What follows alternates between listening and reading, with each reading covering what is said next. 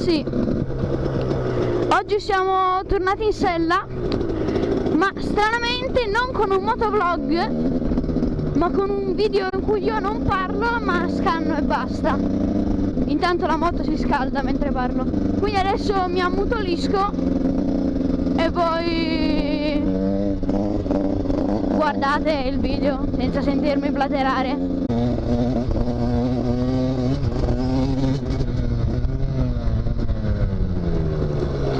Se sono andato lungo.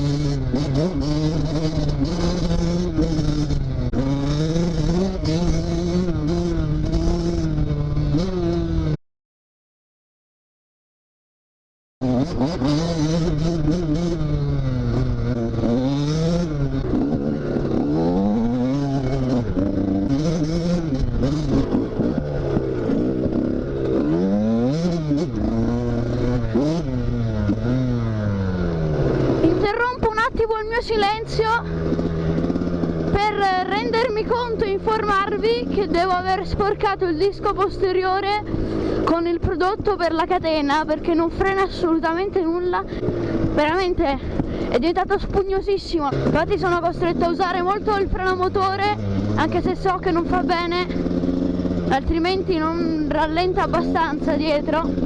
Cioè vedete, non frena assolutamente. Se freni troppo blocca, se non fai bloccare non frena.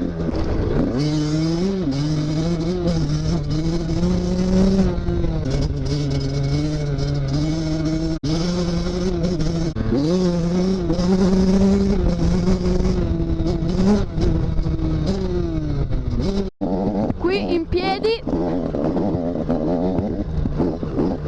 Oh ragazzi, è incredibile, non riesco a stare zitto. Cioè veramente non ce la faccio, non è nella mia natura. Io devo dialogare con le persone.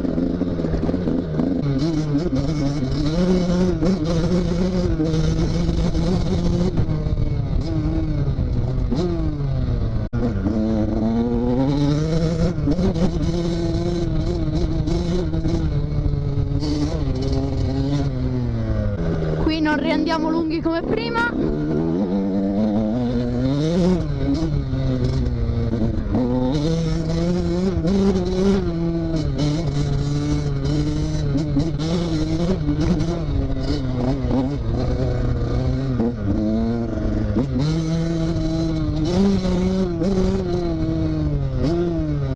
Pensato di fare sta strada qui, non l'ho mai fatta, non so dove si arriva. Non vorrei andare a casa di qualcuno, però io qui non vedo cartelli, sbarre, cose.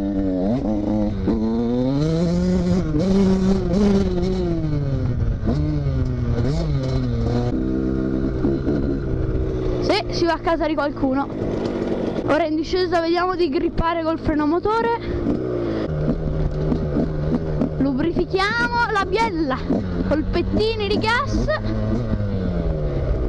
Vabbè ragazzi, questo video è diventato un motovlog perché io non riesco a stare zitto.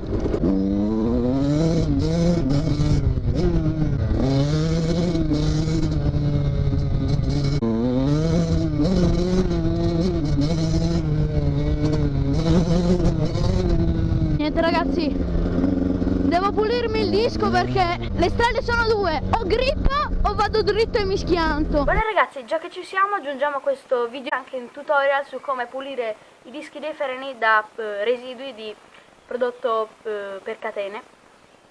Nel mio caso utilizzerò benzina con il suo pennellino da dare sul disco, che è più aggressiva di tutti i pulitori per i freni e rimuove il grosso dello sporco. E poi per ripulire anche dai residui unticci della benzina utilizzo il pulitore per freni della WD-40 che è a base alcolica e non rilascia residui. È fondamentale che voi sappiate che non ve lo dovete dare negli occhi perché provoca una grande irritazione e sonnolenza e vertigini. Cominciamo in fretta perché la telecamera si sta scaricando. Quindi procediamo con riempire il nostro barattolo. Mettere un po' di benzina nel nostro barattolino col pennello, che adesso tiriamo un attimo fuori, e poggiamo sul tappo così non si sporca. Ok, io intanto sono vestito con le protezioni, quindi mi muovo tipo un bradipo norvegese. Impregniamo il nostro pennello nella benzina e lo passiamo sul disco del freno,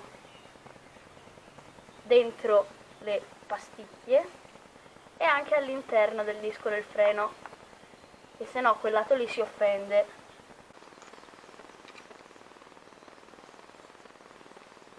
Con un panno pulito, mi raccomando, rimuovete tutti gli eccessi.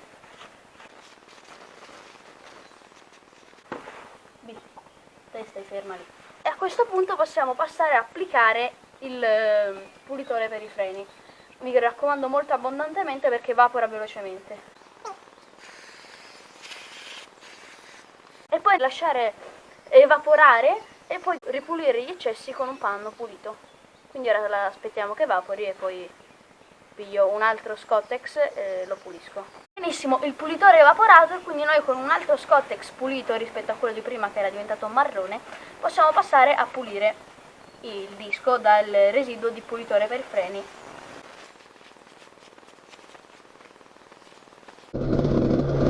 Ragazzi, che dire, dopo la pulizia del disco frena molto meglio, quindi io ora mi rifaccio 2 giretti, se succede qualcosa riaccendo la videocamera, ma se va tutto normale, insomma, noi ci salutiamo qui e ci vediamo in un prossimo video.